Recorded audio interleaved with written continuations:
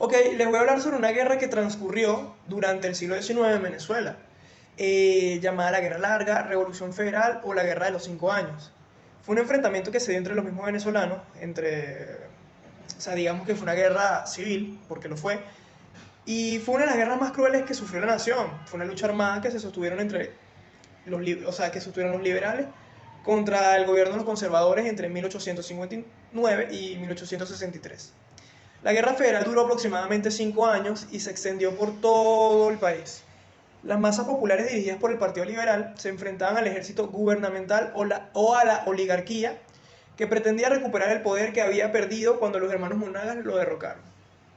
Pasando ahora un poco al Partido Liberal, comentando sobre el Partido Liberal, este nació el 20 de agosto de 1840, con la fundación del periódico El Venezolano, donde destacan las figuras de Tomás Lander y Antonio Leocadio Guzmán.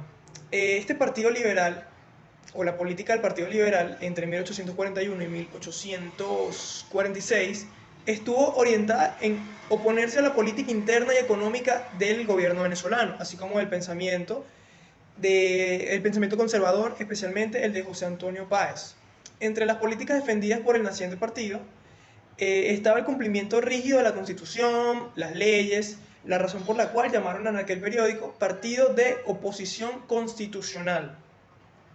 Hablando de periódicos, el periódico El Venezolano era un periódico de agitación democrática, considerado como el primero de opinión y el más trascendental vocero oposicionista, digámoslo así, ¿no?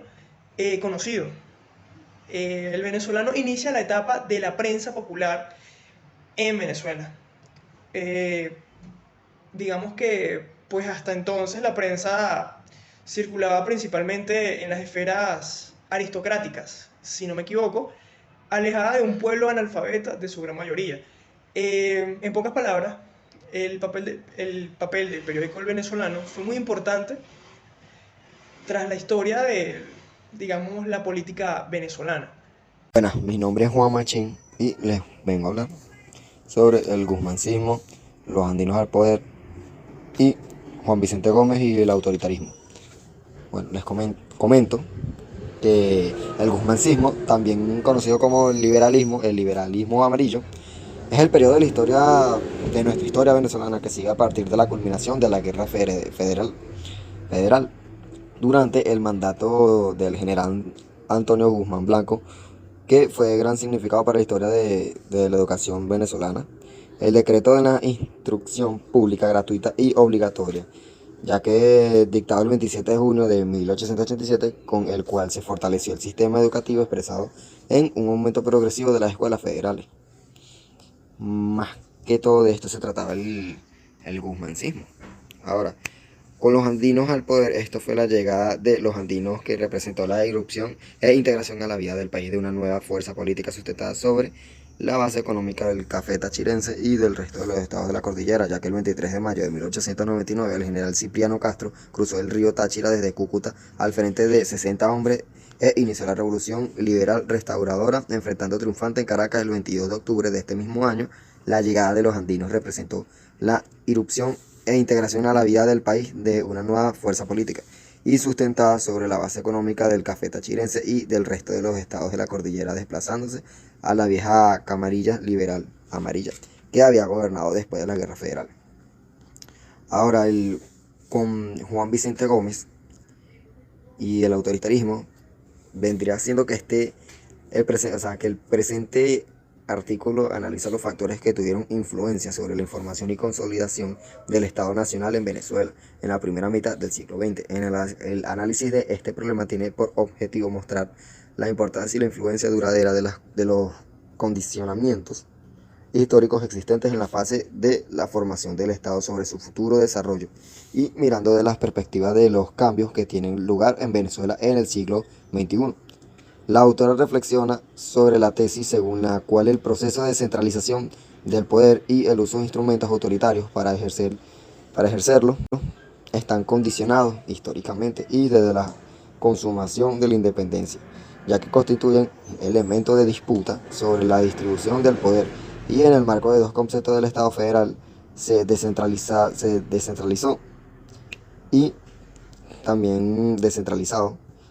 pero ya sería en la práctica autoritario.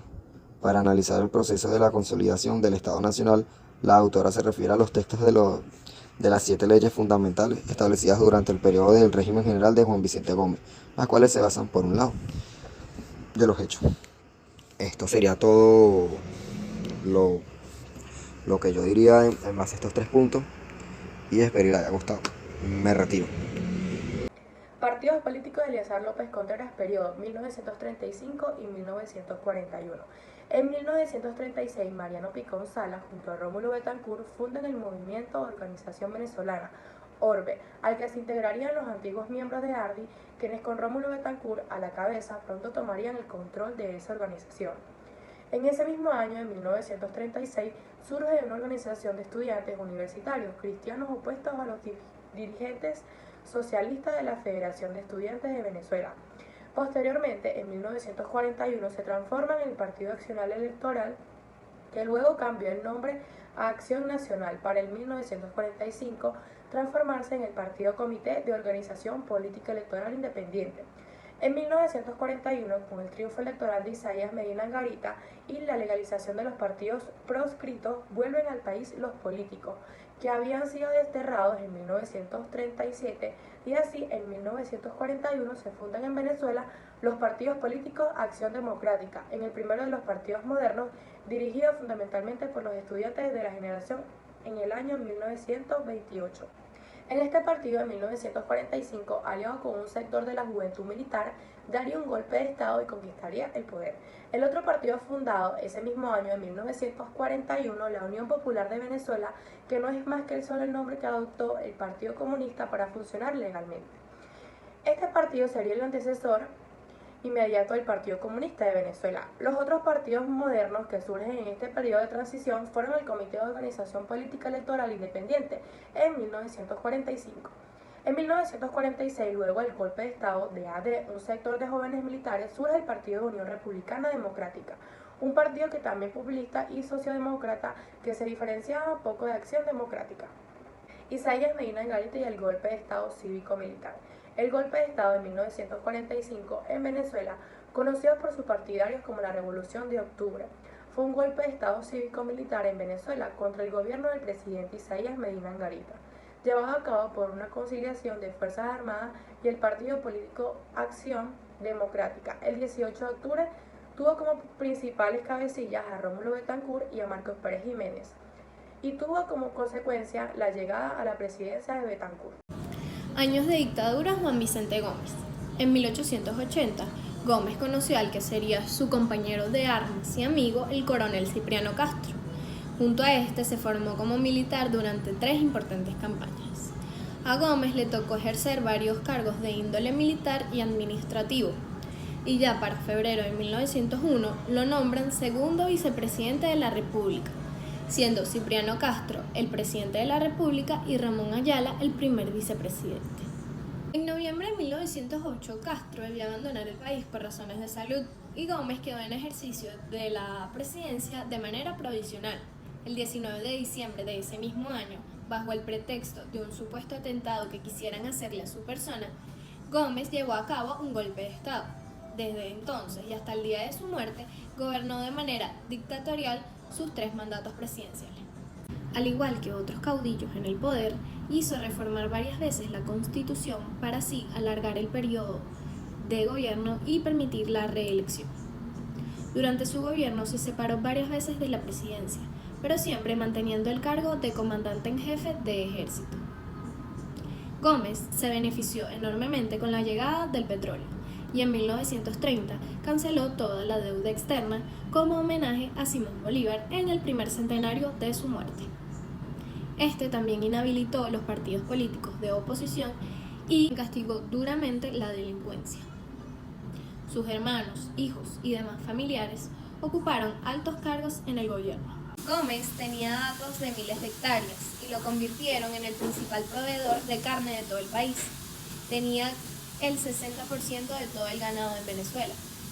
También monopolizó la navegación fluvial y costanera, haciendas de café y cacao, la electricidad en varias ciudades y pequeñas empresas de telas, jabones, velas, vidrios, hoteles, entre otros.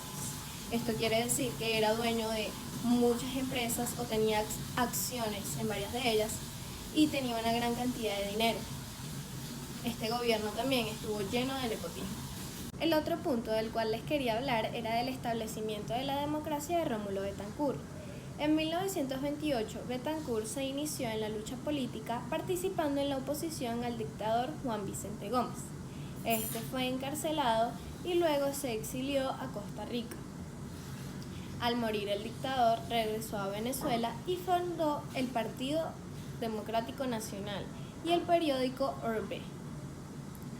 Un nuevo gobierno militar suprimió su partido y hubo de exiliarse de nuevo, esta vez en Chile en 1939.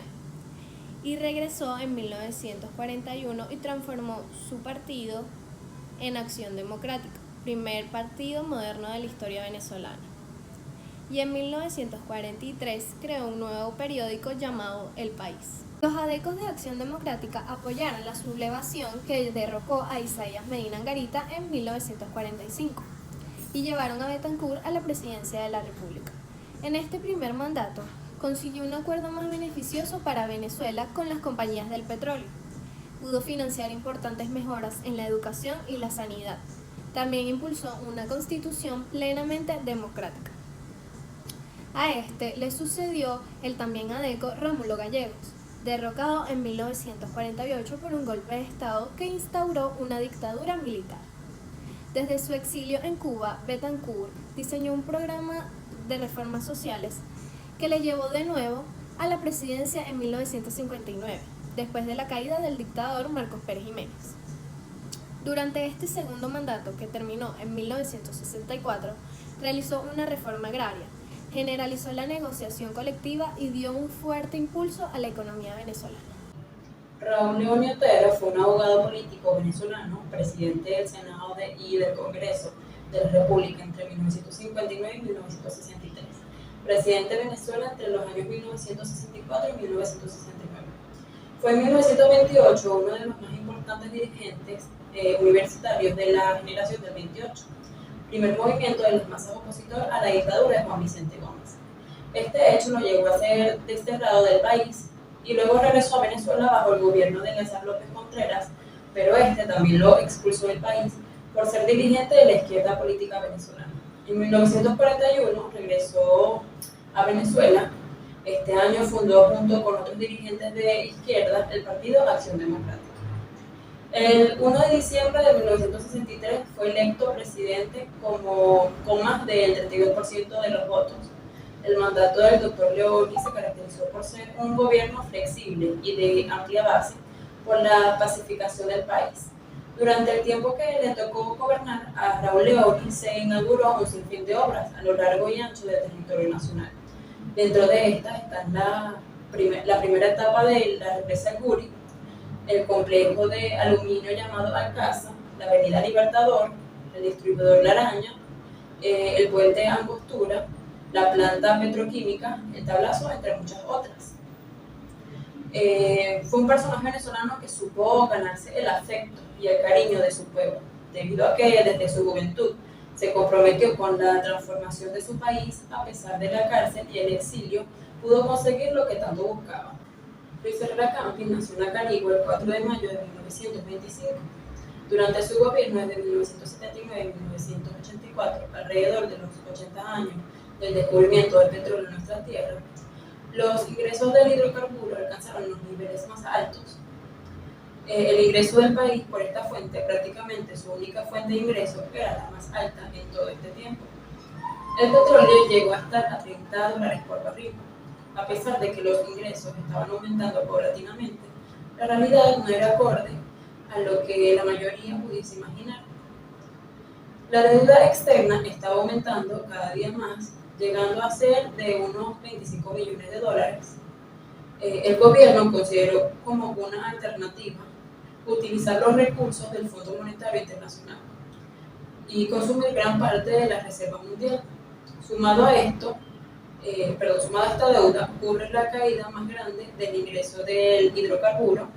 En 1983, el Banco Central de Venezuela se declaró insuficiente e insolvente, es decir, el Estado, a ojos de los ciudadanos, estaba en quiebra. Sin embargo, la corrupción en esta hermosa tierra siempre ha estado presente.